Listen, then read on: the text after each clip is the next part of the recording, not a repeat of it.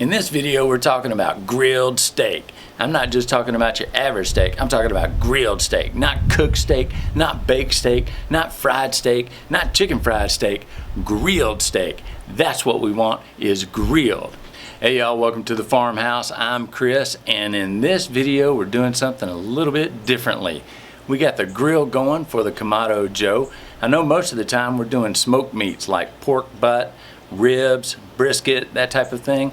But here, we're actually going to share with you our secret to how to grill the perfect steak coming up.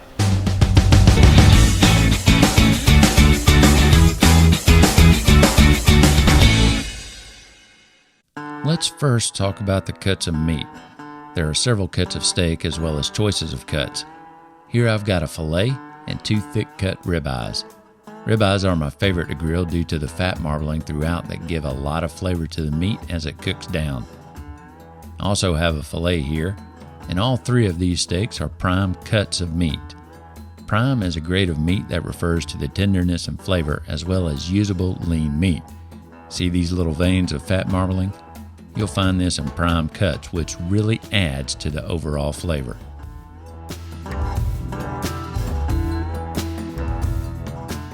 Beef is basically graded in 2 ways: tenderness, juiciness, and flavor, and for the amount of usable lean meat. Prime is considered the highest quality and is produced from younger, well-fed cattle. It has a nice marbling throughout, like what you see here. These little veins of marbling will actually cook down, rendering the meat tender and juicy. These are excellent for roasting and grilling as they tend not to dry out too fast. Choice is a high quality, but has less marbling than prime. You can grill choice cuts of beef, but these are better suited for braising or roasting with a small amount of liquid. Select cut is leaner than both prime and choice. Although it is tender, it will probably lack the juiciness because of the less marbling of fat. When cooking a select cut of beef, you're better off to marinate it before and braise it to get the maximum amount of tenderness and flavor. I would not recommend grilling select cut of beef. When it comes to seasoning, less is more. It's about enhancing the flavor of the meat, not covering it up. So I'm using kosher salt, coarse ground pepper, and garlic powder. I've got this little empty bullet here to add all of these in here later on. I'll add a little olive oil to the steaks prior to adding my seasoning. You don't always have to do this, but I like to think the oil helps keep the steak from burning. Just a little drizzle over the steak and rub it into the meat.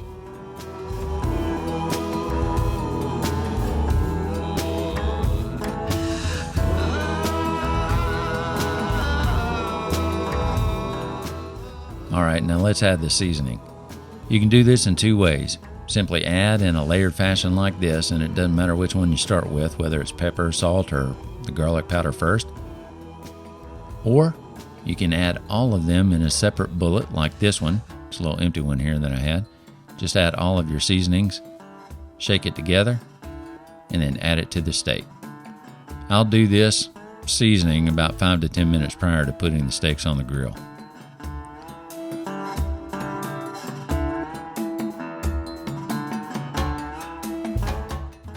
Now, some people may say that seasoning overnight or up to 4 hours before grilling is going to add more flavor to the steak, so I've done both and I don't find any more flavor than just prior to grilling. So I get my fire going first. That's going to take about 30 minutes or so to get up to temperature. I take the steaks out of the fridge, let them start to come up to room temperature. It's not going to quite get up to room temperature in 30 minutes, of course. However, I've always grilled my steaks this way, and I do believe it helps with the evenness of the grilling. Some may argue that, and that's fine, but I've never had a steak sent back overcooked or under seasoned, so there's that. We'll let these continue to soak up that seasoning while we finish getting the grill ready. I'm using a Kamato Joe with hardwood lump charcoal. Love the flavor that lump charcoal adds to the flavor of beef. Man, it's just a smoky, nice, subtle flavor there. Just adds to the overall beef flavor. And just so the steaks don't stick, I'm going to oil the grates with a little bit of olive oil here. Now, even though the Kamato Joe has a searing temperature of 600 degrees, I prefer the temp to be around 400 degrees. This gives me a little more control so the steaks don't burn as easily as they could. We aren't racing a clock here, so the higher temperatures aren't needed. I'll put the steaks on for about 5 minutes, and then I'll flip them over. For the ribeyes, I'm going right at a medium, which means I'm looking for pink in the center with brown around the edges. Living in Texas where beef rules, anything higher than medium is looked upon as destroying meat. Medium rare is mostly pink with a very thin layer of brown around the edges, and that's what we're going for on this filet. When we look at the temperatures of meat, there is rare, which is mostly red on the inside with very little brown edges on the outside there.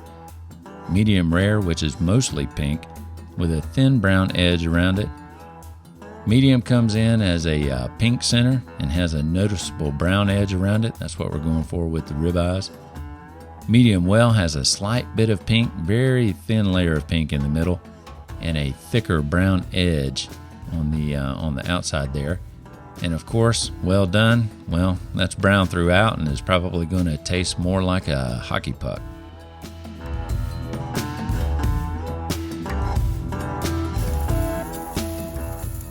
Yep, now it's time to turn these guys over.